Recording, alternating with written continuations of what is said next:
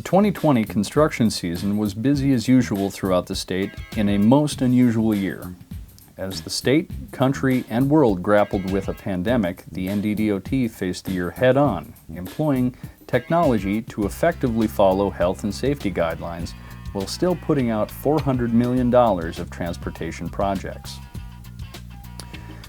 Thank you to our employees for providing our citizens and visitors to our state with a safe and efficient transportation system.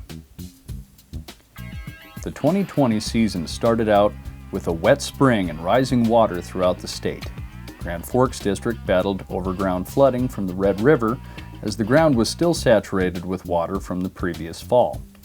Valley City District battled waters in multiple areas, completing 6 different grade raises to combat the rising waters in the area.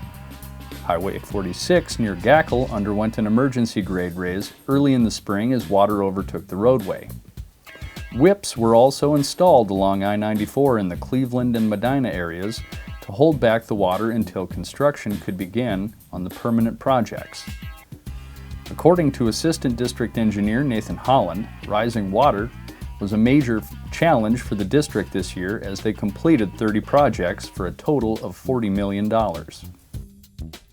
We have 2 grade raises on I-94 over by Cleveland and Medina area where we're working on grade raises. We have an underseal on Highway 46, a couple paving jobs on Highway 1 and 32, and then a lot of maintenance programs that we're working on, also crack sealing and whatnot. The Devil's Lake District had a busy year working on 27 projects, as well as a few carryover projects that were not able to be completed in 2019 due to the extremely wet fall.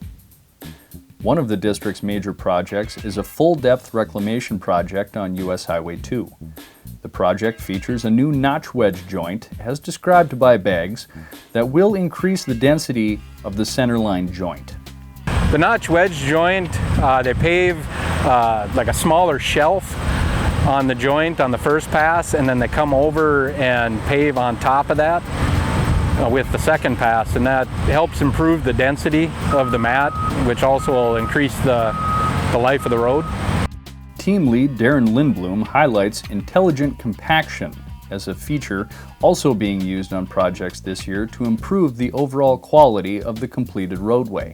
This job does have intelligent compaction on it, which keeps track of all the rolling and temperatures, where they're rolling at, and make sure they get their coverage and compaction right.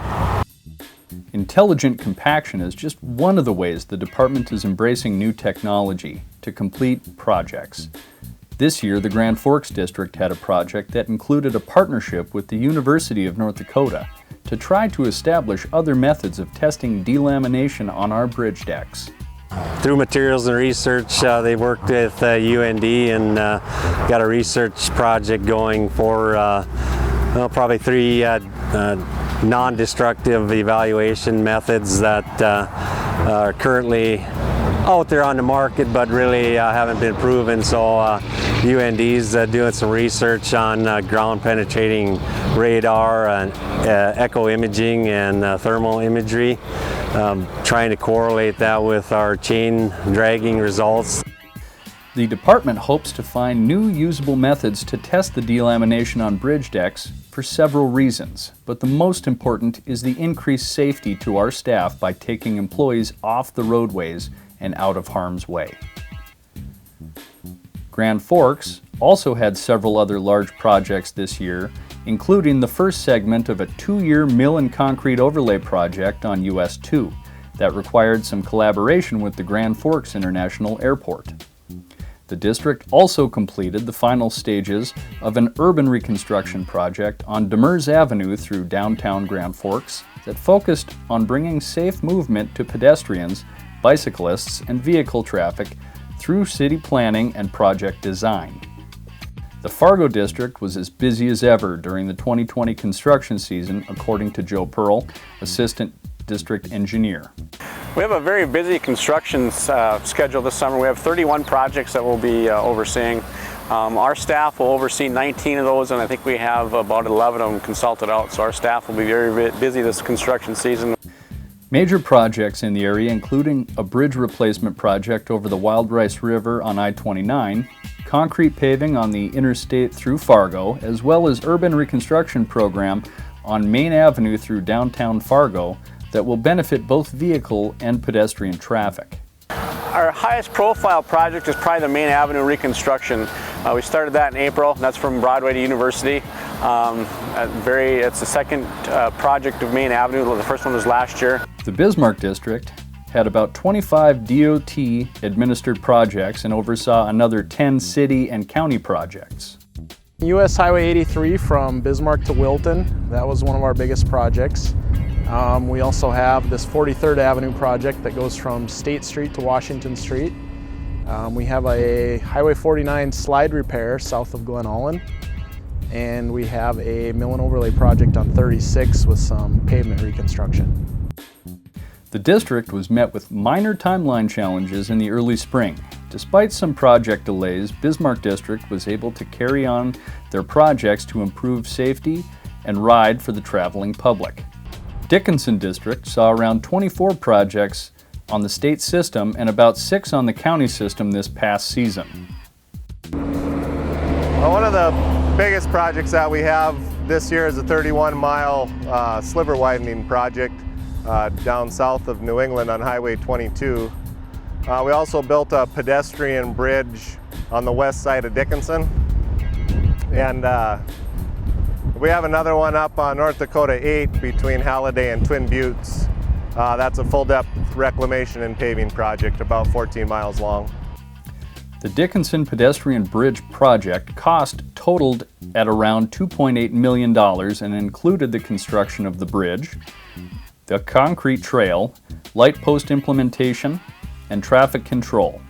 The new pedestrian bridge will provide the Dickinson community with increased safety and convenience, giving the public convenient access on both sides of I-94 and an easy pathway to and from Dickinson Middle School. In the western part of the state, the Williston District worked on 25 projects, including 2 large ones on US 85 and North Dakota 1804. Assistant District Engineer Bill Gathman said, over the past year they have made some major improvements in their district. Rebuilding a section of 1804 east of Williston. This is on the corridor between Newtown and Williston.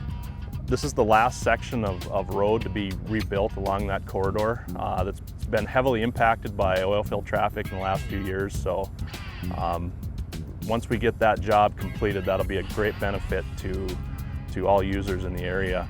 The historic Long X Bridge near Watford City is being removed and a new bridge is being constructed. The project promises to enhance safety for all motorists who travel this corridor. Work continues on Long X Bridge replacement over the Little Missouri River. This project is located south of Watford City along US 85 corridor. Gathman says the Long X Bridge project also includes a one-of-a-kind wildlife crossing which will provide a safer roadway for both man and animal. This will allow wildlife to travel under Highway 85 safely and should hopefully eliminate or reduce conflicts between motorists and wildlife. The Minot District worked on 17 projects and a handful of county projects. According to Assistant District Engineer Chad Beggs, one of the big ones was an urban project through the city of Minot. In Minot, we have an urban project on 31st Avenue South, which is reconstructing the entire stretch between US 83 and 13th Street. This one is adding 3 lanes with a center turn lane, shared use path, and also storm sewer. It also is home to Minot's first roundabout. The district also worked on a 13-mile concrete overlay project on US 2. Safety is always a vital part of construction in every district.